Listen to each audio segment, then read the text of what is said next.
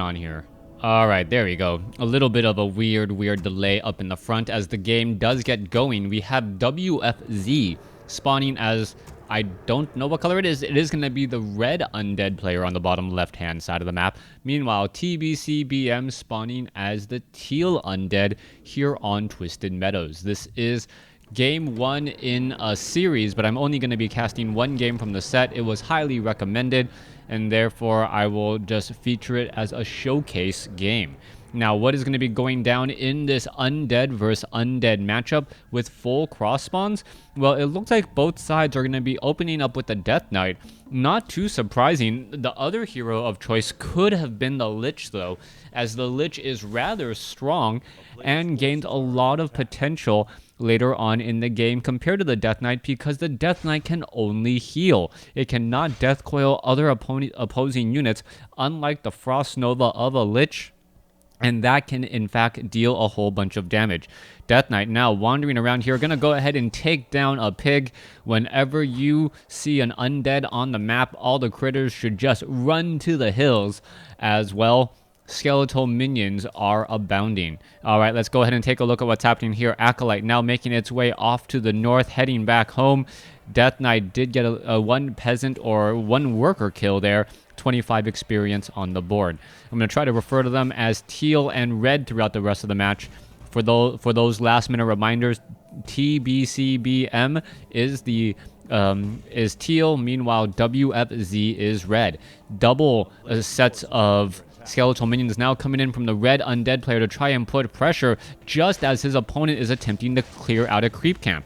Now, what's important here is the little things that are done. You can see that the red undead player purposely brought in the lower timed health skeletal minions first in order to take some damage. Now, during this time, while the halls of the dead are being upgraded, he is going after acolytes. This is a very big deal because acolytes, if they fall right now, are going to not come back into play. The skeletal minion is just now falling here, as we are looking at the skeletal minions now coming to make a play. The Death Knight, the red undead Death Knight, purposely using the graveyard of his opponent to get more skeletal minions out onto the field. However, I do not believe a single acolyte has fallen. The death coil from TBC, the teal undead player, has done more than enough to try and keep these acolytes up and running, and what looked like a very, very risky situation turned exactly into that with only one acolyte down.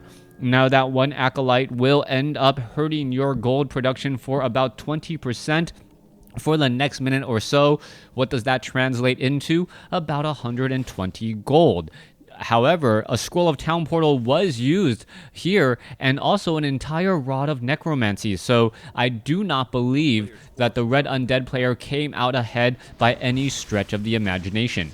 Death Knight now making his way to clear out the rest of this creep camp here. Skeletal minions dealing a good bit of damage, and you can see that the Death Knight, a little bit of a death wish, actually trying to engage the Null Overseer, now being forced to back off, realizing that, hey, at any point I could get attacked and perhaps fall. All right, Null Overseer backing off. The two low hit point units backing off together to make sure that it didn't switch aggro onto the Death Knight, as the Death Knight now sits at level 2, picking up Claws of Attacks +6 and Unholy Aura. Death Knight of his opponent has pretty much done the same exact thing, as the two units now need to work together. The Death Knight already doing a little bit of rounds here, and the lower hit point Death Knight of WFZ trying to play a little game of chicken against these Crypt Fiends.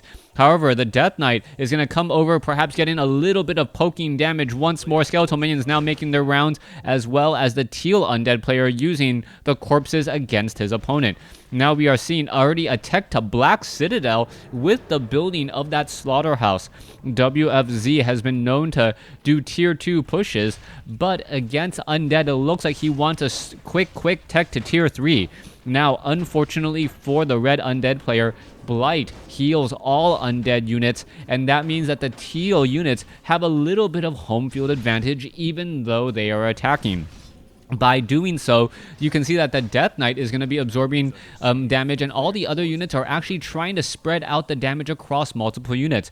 What ends up happening is the regeneration rate from from the Unholy Aura, and the Blight is completely offsets the damage here. As you can see that the Death Knight has been taking a lot of focus fire, though, to get his hit points to about 300 hit points, or to about 300, excuse me. Back over here, we are looking at a Black Citadel already. A little bit of delay to the Black Citadel because of the forced requirement and training of an Acolyte to get 5 Acolytes onto that gold mine. Back over here, let's take a look at what the gold mine difference is. 8650 or 8630 now compared to 8940. So that was about a 300 gold pressure with the forcing of all the dancing of those Acolytes as well. All right, Crypt Fiends now walking back all the way over here. You can see that the Acolyte, the Lich now looking to clear out and take down this Forest Troll Warlord. Devotion Aura now given to that Lich. I always like Devotion Aura on the Death Knight. Not quite sure why. Paladin ways, things of that nature, as we're looking at the Death Knight making its way over to perhaps take down another Null Brute. Coming back around, Lich looks like it will just be shy of level 2. Meanwhile, the Death Knight gets to level 3, allowing him to get 400 hit point death coils and keep that Lich alive. Meanwhile, the Death Knight of the Red Undead still sitting at about 2.5, and I still don't see a second hero. There it is, the Lich just now making its way out, and it is going to be behind in terms of experience. TBC is going to be in a very good spot here, as the Lich will get to level 2, and hero advantage makes a very, very big difference in games like this. Skeletal Minion now trying to get some superficial damage onto the Lich, not going to amount to very much at all, as you see that the Death Knight and Lich still doing a great job clearing out creep camps, and more importantly, picking up some very strong items. Death Knight now going to go ahead and clear out this Forest Troll Warlord. It will get to level 3. Death Knight gonna pick up True Shot Aura, something that will most likely go onto the Lich or be sold. Let's see. No, gonna pick up a Potion of Lesser Invulnerability. The True Shot Aura should be given to the Lich, as it does give significant bonus damage to the remaining units around him, and that Lich already at plus 14 damage, even higher once you add in that Orb of Corruption's minus 5 armor. Dark Ranger being the third hero, as we are already at Black Citadel on both sides. Let's take a look at the Death Knight now picking up Dust of Appearance, just in case those Crypt Fiends decide to play Whack-A-Mole. There's that True Shot Aura. Maybe the Dark Ranger should have the True Shot Aura. Yeah, that should happen. The Devotion Aura always has to go on the Death Knight, and the True Shot Aura should always go on the Dark Ranger. Just seems natural, since they're playing homage to what their past lives. All right, Rock Golem gonna get taken down off over here, but instead we are gonna see a quick Creepjack here. Death Knight in a little bit of trouble. There is a beautiful Frost Nova to slow down that Lich. Instead, the Death Knight does come in with a heal, and more damage being added. Another Death Coil to try and save the units, and both sides are absorbing a fair bit of damage. Meanwhile, the Lich is now being brought over, and the Death Knight gets in another Death Coil to save that low hit point Lich. Lich now in a little bit of trouble, as the Focus Fire now transitions over to Crypt Fiends. The Crypt Fiend looks like it will be able to survive this, as the low hit point Lich does absorb another Death Coil. That Potion of Invulnerability giving enough time for that Death Coil to come off of cooldown. Lich still sitting at level 1 though, as they are now focusing onto that Rock Golem. Rock Golem going to get taken down very quickly, as we now get to level 2 on the Lich. Meanwhile, Death Knight sitting at level 3 does not want to fall, and is instead going to try and do a little bit of creeping, or at least expansion checking here at this Ogre Magi creep camp.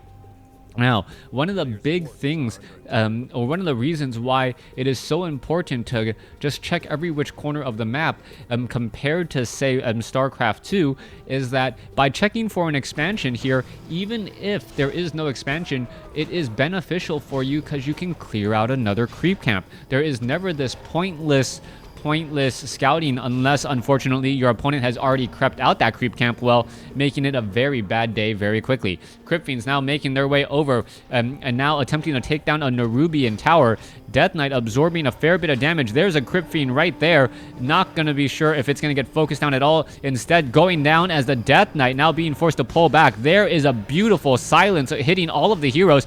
Death Knight may end up, not getting the kill, as a Potion of Healing used just in time.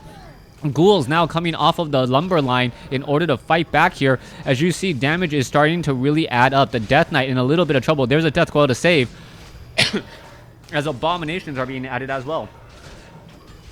Another silence comes in, and this has just been extremely strong here. As we see, I thought I saw, yes, a level 2 Lich of Teal all of a sudden focused down in the corner off over here. Death Knight now just purposely trying to stay within range. There was, I believe, a Dark Ritual to try and keep mana on that Lich. Lich, however, taking a little bit more damage than he would have liked now, as the Death Knight may try and transition the Potion of Invulnerability to the Lich, does so, and the Death Knight is going to be in a little bit of problem. All right, that Lich needs to get that Potion of Invulnerability, and oh, wow, that Lich staying alive at 62 hit points, now healing back further. That Blight really making the difference, and that Blight is the reason why that Lich had any hit points to begin with.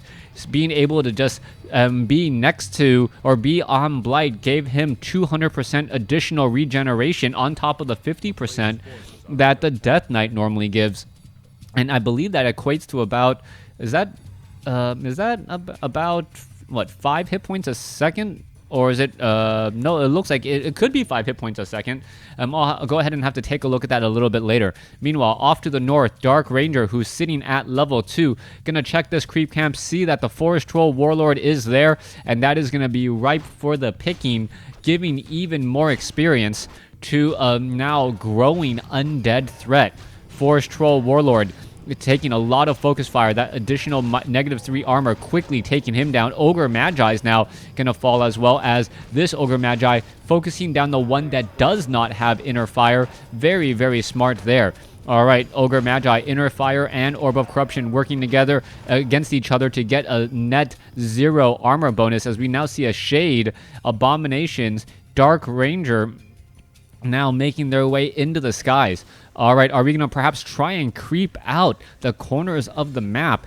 And if the Teal Undead player is able to do exactly that, clear out the corners, they are going to be in a very tremendous spot. The fact that the Red Dragon is a level 10 unit and makes it so that the items are very strong. However, Lich now sitting at level 3, is that Red Dragon going to get taken down? Do we have enough web? That is the big question to finish off the Red Dragon whelp. All right, there goes another. We're going to now focus down the Troll Berserker. The Red Dragon has now 6 armor instead of somewhere in instead of one armor instead of 6, as the Red Dragon looks like it will end up falling. Back over here, both sides creeping out the corners, and let's take a look at this. Is a very good item going to be dropped? It may come down to this item, and what item is it?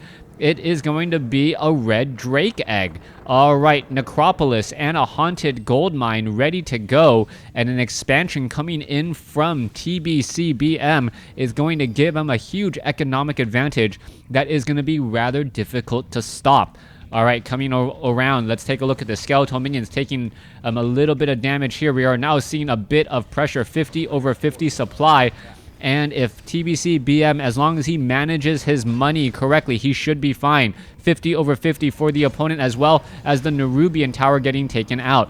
All right, Spirit Towers should perhaps start to be upgraded, as you will have that additional gold. That's really what you should be spending your money on. Buildings that can attack and don't take supplies, so it doesn't look all that out of the ordinary. Slaughterhouse now looks like it could get taken down. There goes another Crypt Fiend there. 47 over 40 supply, trying to summon up more Ziggurats to stay on top of things, as Spirit Towers, or at least one, getting upgraded. All right, Red Drake from TBC BM quickly getting shot down and webbed out, as you can see that the Death Knight is working all together here. TBC trying to save this Abomination. Abomination does not look like it will end up surviving, as you have the Death Knight with Anti-Magic Shell absorbing a bit of the damage that the Obsidian statues are doing, but not very much of anything else here. All right, Potion of Invulnerability on the Lich, who was down to 48 hit points. Now we should perhaps be seeing a Death Coil save that Lich back up to 500 already, and that little bit of timing making things very easy for WFZ. TBC BM now trying to fight back, bringing in a Goblin Shredder. There goes a Destroyer, as units are now still being added here. The Death Knight with that, anti-magic shell, absorbing a whole bunch of damage as the Goblin Shredder now taken down. Another Death Coil comes in. Lich still staying alive, and now what's going to be happening next? It looks as though that Lich down to 93 hit points. Could it use another potion of invulnerability? Dark Ranger gets the shot. There you go. Lich down, as the potion of invulnerability was most likely still on cooldown. Death Knight now being brought over here, but this is not looking good for the red Undead any further, as we are looking at a get out of jail free card already being used. All right, Crypt Fiend does not make it. Oh, this Crypt Fiend could end up getting taken out here, and that is going to be a very bad day there. Or are we going to see a Frost Nova? No Frost Nova, not enough mana, as you can see the Death Knight trying to catch up here. All right, Lich should be able to at least get -5 armor. Not quite sure why it's unable to chase down that Crypt Fiend. The Crypt Fiends have 3-0 upgrades and a Death Coil. The Death Knight ran all the way to the midpoint of the map to try and save that Crypt Fiend. That Crypt Fiend, under proper leadership, will be able to head back home. All right. Let's take a look at this additional gold. 37 over 70 supply. TBC BM not realizing how much trouble he is in. We are now compared to 59 over 60. All right. The army size of WFZ is almost twice the size once you consider the fact that there is a lot of supply just tangled up in workers. The Acolytes, the Shredder, the Ghouls, all currently adding to the supply count while not doing very much to bolster the army. Death Knight, Dark Ranger looking to clear out a creep camp that's normally crept out very, very early. So we are still looking at very high level creep camps, and that means we should be getting very, very high level heroes. The problem is that they need to engage each other to actually get to level 6. Level 3 on the Lich, level 4 on the Death Knight, level 3 on the Dark Ranger. Both of them just clearing out rather high level creep camps as we see an Orb of Darkness. Wow, an Orb of Darkness on the Death Knight, now giving skeletal minions Orb of Darkness, I believe, gives skeletal minions. I haven't really seen that yet, but it does give anti-air attack, lesser dark minions compared to, well, these are all lesser dark minions there. Orb of, let's see, lesser. Dark Ranger got silence and black arrow. Maybe she got a longer silence, and that's why we don't see higher level dark minions. All right, there's that dark minion off over here as we're looking at a Shade now quickly getting shot down. WFZ now building his situational meat wagons, which are very, very effective when you're trying to siege and push your opponent. Meanwhile, it looks as though the destroyers could have just made their way in here to try and catch some of those units in transit. Anytime you're able to pick off a free unit, that is an extremely big deal, as we see Banshees now being brought over. All right. And the magic attack of that Banshee, they are at master training, so we should be able to see perhaps some sort of possession come into play onto those abominations. Meanwhile, Meat Wagon off to the side here. Destroyer still without mana. Not quite sure what's happening next, as a third expansion coming in from TBCBM. I believe this expansion is more of a bait and switch tactic by TBCBM, as he wants his opponent to think that that is his only expansion, not knowing that all this time he has this expansion in the corner, and he has a very, very big gold lead, about 2,000 so far. All right. Crypt Fiends now making their way all the way back. You can see a little bit of a pressure push here as the Acolytes now taking some damage. All right, it looks like Acolyte number 1 will get taken down. 2 destroyers are all that is left. There goes another. And Acolyte after Acolyte is falling. Meanwhile, Scroll of Town Portal could be used here in just a moment. Black Citadel is taking a fair bit of damage. There is no Meat Wagon here. Surprised by that, as we should be looking at a Scroll of Town Portal to head back home in just a moment. All right, Destroyer getting taken down. Death Knight not paying attention. And it looks like both sides attempting to take down the Black Citadel. Black Citadel of TBCBM looks like it will be going down first. And there it goes. No real way of being able to Scroll of Town Portal back. And that is a tremendous issue. However, both sides are now gonna end up being revealed, and the fact that there's this expansion in the corner is going to give a really big advantage to Teal. Teal is gonna have an expansion that is pretty much untouchable, as the destroyers are now clearing up the rest of the base. You can see that there's an expansion here. Perhaps we should start seeing more acolytes being trained to start haunting or haunt this gold mine. And really, I don't believe WFZ knows what's going on here. He's probably perhaps wondering why his opponent did not Scroll of Town Portal back. He perhaps feels that he knows where his opponent is, but little does he know that this back expansion is still harvesting a fair amount of gold, and soon this one will be as well. All right, gonna go ahead and finish off the rest of the buildings. Acolyte unable to escape. And with that, with no Acolyte being able to escape, I don't even see any more Acolytes out on the field. And WFZ is going to lose this game uncharacteristically to a straight base race. All right, Slaughterhouse here, Temple of the Damned. Stuff over here. Are we looking at... Oh my goodness, what is this? A Ziggurat being built on the opponent's side of the map, knowing that you can only build buildings on Blight. So he built a building on his opponent's Blight in order to stay alive. All right. TBC looking to perhaps save everything else here. No, not going to save anything at all. Down to 580 gold compared to his opponent, 770. But there is that additional gold here, 53 over 50 supply. Now harvesting about 14 gold a second. 14 times 60, what is that, 840? If my math is spot on, then yay me. Otherwise, if it is not, well, boo me. Anyways, towers now being added here to try and shore up the defenses. Meanwhile, this last Altar of Darkness is the final main building that is sitting here. Meanwhile, you can also see that TBC BM is still not revealed, since he does have that corner expansion. All right, there is that one Ziggurat right over there. You can see the Lich purposely elevatoring units into this location, and this is going to be strange. If all of a sudden the Undead is unable to take down... Wait, a Necropolis here.